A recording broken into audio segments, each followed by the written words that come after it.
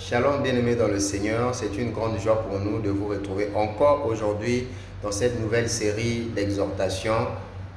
Voilà, par la grâce du Seigneur, j'ai été conduit par le Saint-Esprit de Dieu afin de nous présenter le thème, de nous proposer, allais-je dire, le thème suivant. Voici ce qui t'est avantageux. En d'autres termes, voici ce qui t'est bénéfique ou encore voici ce qui t'est utile. Voilà, je vous salue déjà. Bonjour, bonsoir, cela dépend de l'heure d'où vous nous suivez, l'heure de là où vous nous suivez. Alors, dès l'introduction, j'aimerais dire à une personne que tout ce que Dieu interdit à l'homme, tout ce que Dieu défend à l'homme de faire à un certain niveau de la vie, c'est pour le propre bien de l'homme, c'est pour ton propre avantage, c'est pour ton propre bien. Dieu n'est pas si méchant de pouvoir t'interdire des choses par plaisir de le faire, non. Dieu, s'il t'interdit des choses, c'est parce qu'il trouve un danger derrière, parce qu'il sait que demain, ça va comme ça nuire à ta vie, ça va nuire à ta santé, ça va nuire à ton couple, ça va nuire à ton avenir et que sais-je encore. Je vais prendre comme ça plusieurs exemples pour être plus explicite. Alors, une personne à qui on interdit d'avoir des relations intimes avant le mariage. Alors, il y aura d'autres personnes qui vont te dire, non, il faudrait y faire, voilà, et comme ça, tu auras de l'expérience et autres. Il ne faut pas aller comme ça, il faut faire pour avoir de l'expérience. Non, non, non. Quand tu es né, qui t'a appris à manger? Il y a certaines de ces choses, il n'en faut même pas la peine de faire des entraînements. On apprend ça à personne. Ça, on doit se dire les choses au clair.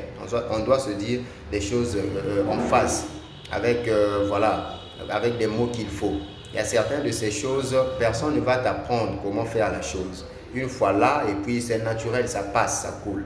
Vous voyez, une personne qui se livre à de telles pratiques, une fois dans le mariage, la personne, voilà, son conjoint, sa conjointe n'arrive pas à la satisfaire ou à l'amener à ce même niveau-là que ses ex. Alors la personne sera là, elle est là dans l'intimité, mais elle pense à ses ex. Et un tel mariage, son professeur, déjà un mariage qui est voué à l'échec, qui s'apprête à voler aux éclats. Vous voyez, dans la meilleure des choses, quand Dieu dit, l'homme quittera son père et sa mère et il s'attachera à sa femme et les deux deviendront une seule chair. Là, on voit le mariage. Donc, quitter son père et sa mère, s'attacher à sa femme. On voit le mariage. Vous voyez, on voit là le mariage. Et il faudra attendre le mariage pour devenir une seule chair. Le fait de devenir une seule chair, c'est le fait de s'accoupler. Tu deviens une seule chair avec la personne. Donc, il faudrait attendre le mariage, c'est très important. Donc, quand Dieu te l'interdit, c'est pour ton propre bien. C'est pour ton propre bien. Alors, je vais prendre un deuxième exemple, une personne qui se livre à la masturbation. Alors, tu invites dans ta vie des esprits bizarres qui viendront comme ça assiéger ta vie. Et puis, ton avenir est devenu sombre. Alors, dans tout ça, qui perd? Dieu perd? Non. C'est pour ton propre bien. Et quand tu désobéis à cela, c'est ta propre vie qui sera en train d'être détruite.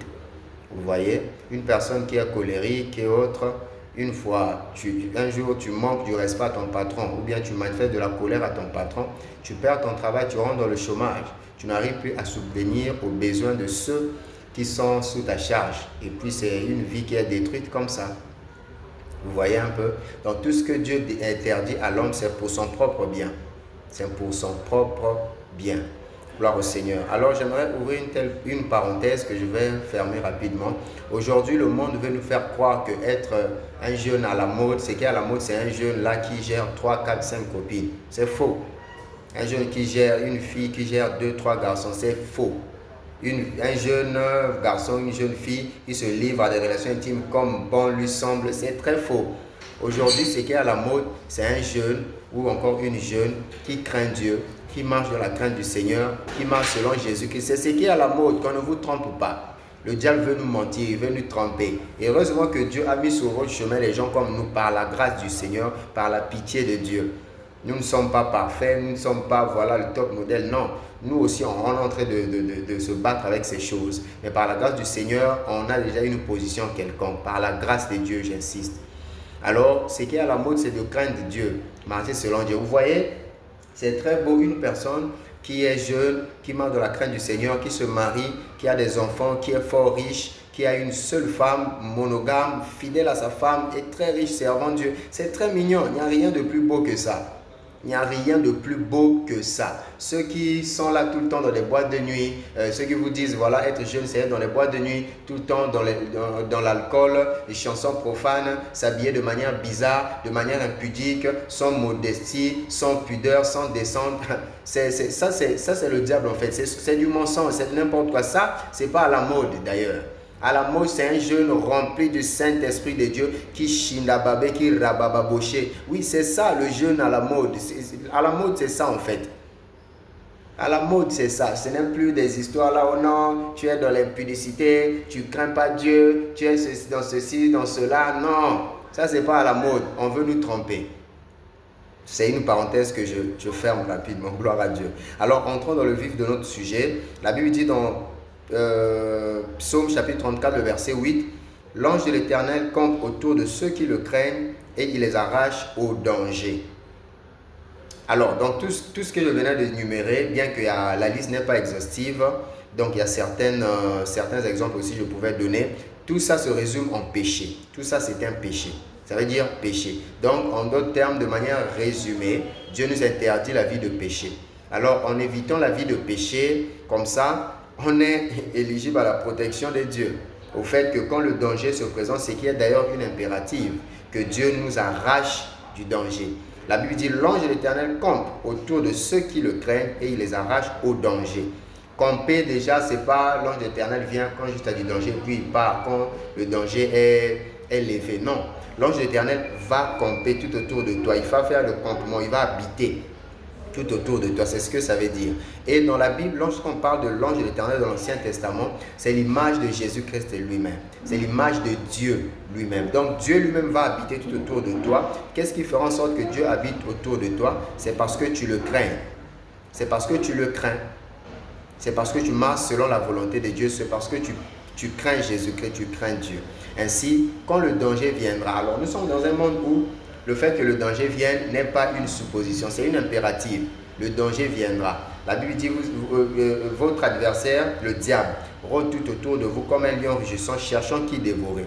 Vous voyez que le danger est là permanent. En permanence, il est là, le danger. Donc, ce n'est que la vie de sanctification, la vie de crainte de Dieu qui fera en sorte que l'ange de l'Éternel, qui est Dieu lui-même, puisse habiter tout autour de nous. Ainsi, quand le danger viendra par devant, par derrière, à droite, à gauche, par le haut, par le bas, on sera comme ça arraché au danger. Vous voyez? Gloire au Seigneur. La Bible dit dans 1 Pierre chapitre 5, le verset 8, « Soyez sobres, veillez, car le diable tourne autour de vous comme un lion rugissant, cherchant qui il pourra dévorer. » Veiller, c'est de veiller sur sa bouche, veiller sur ses regards, veiller sur ses pensées, veiller sur sa marche. Voir là où tu as trébuché et réparer comme ça avec le Seigneur avant qu'il ne soit trop tard, pour ne pas qu'une brèche ne soit ouverte, celle qui permettra au diable d'entrer dans ta vie. Vous voyez? Veillez, veillez, veillez, car le diable tourne autour de vous. Vous voyez ici, la Bible dit, l'ange de l'Éternel campe autour de ceux qui le craignent. Donc le diable est déjà là, en train de tourner autour de vous. Autour de nous. Alors, comme nous craignons Dieu, l'ange de l'Éternel aussi est là. Donc, le diable en tournant, il va tourner de très loin. Le fait que le diable tourne, c'est sans effet, c'est sans impact. Parce qu'on craint déjà Dieu et l'ange de l'Éternel a déjà campé tout autour de nous. Donc, le fait que le diable est en train de tourner autour de nous comme un lion rugissant, d'ailleurs, qui n'est pas un lion, comme un lion. C'est un grand copieur de Dieu, celui-là. Comme un lion, cherchant qui il pourra dévorer. Donc la crainte de Dieu fera en sorte que le fait que le diable tourne autour de nous, ça soit de fait de tourner tardif, en retard. Le diable vient tourner en retard parce que nous, on craint déjà Dieu. Gloire au Seigneur. Alors si cette exhortation vous a plu, vous a aidé, donc disais-je, si cette exhortation vous a plu, abonnez-vous à notre chaîne YouTube Junior Kisengu, likez la vidéo, partagez-la car elle bénira certainement une personne et activez la cloche de notification afin de ne pas manquer nos prochaines vidéos. Que Jésus-Christ, le Dieu vivant, puissant, éternel, glorieux et inébranlable, vous bénisse, vous garde en santé parfaite. Ciao, ciao et à la prochaine. Merci.